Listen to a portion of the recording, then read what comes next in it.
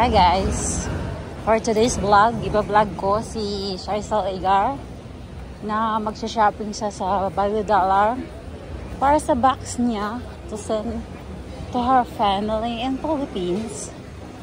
So, andito kami sa P.O. Crescent Market and kami sa Value Dollar kasi mamimili siya na.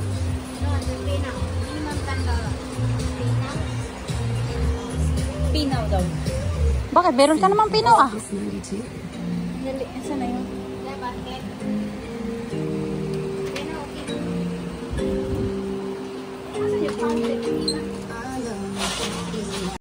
Anong powder?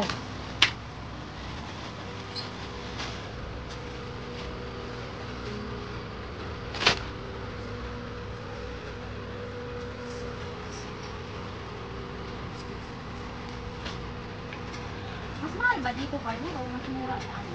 Ang alin? Sa... Mas mura ah. Yun lang? Mas mura. Mas mura sa ano? Dito.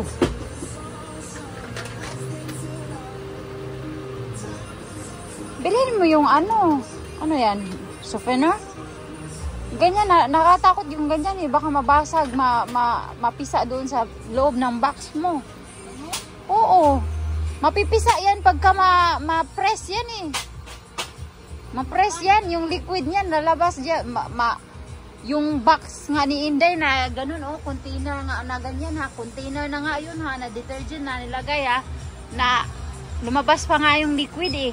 Oh, nabuhos pa doon sa box niya. Eh malayo din kasi yung sa kanya eh. Ano yun eh. Europe. Maramihan? Na. Nandito. Bakit? Marami naman yan ah. Hindi, meron talaga isang ganun. Grabe ka naman. Oo, meron nga. 150 guys. Na-try ko na yung ganyan 150. Ako sakit man ng puday ana eh. Yun ang gamit ko eh. Masakit. Parang hindi siya matalas na as in matalas.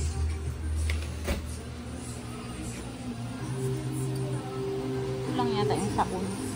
Magkano kaya yung Nescafe nila? Ay, wag kang bumili ng Nescafe ko ba? Parang tapang. Yun yung nakasakit sa akin. Nakasakit ako. Weh. Oo nga. Masyadong matapang. Bili na kayo ng napkin. Oh, baking soda. Bumili ka na ng baking soda. Maganda yung baking soda panglinis ng toilet, ng mga plato, ng mga ano. Ito yung pang ano ng ulam, di ba? Oo. Kasi pag magbaon.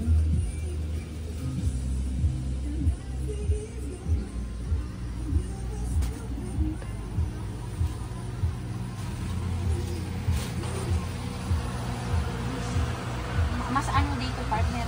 Wala sila yung maramihan. Maramihan na ano.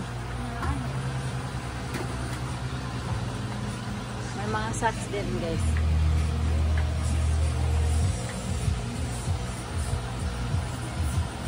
Yung binili mong shape, magkano isa niyan? Gana yung green. Magkano? Parehas lang? Tingnan mo nga magkano? 150 naman lahat eh. 150? Oo. Naantok na ako. Gusto ko na matulog. Hindi ka bibili ng maling. Ito oh, maling is here. $2.75. Lagyan mo ng maling kasi ano yan eh. Wala akong kamay pangkuha kasi tingnan mo oh. Nagbo-vlog ako dahil.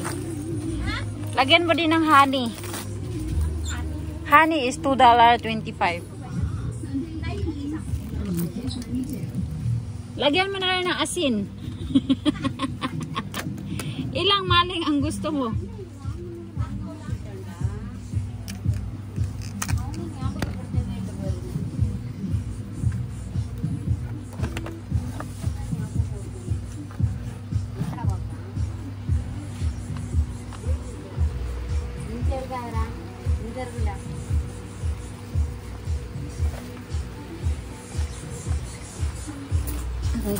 Aray ko, tingnan mo ano na nangyari sa bag ko.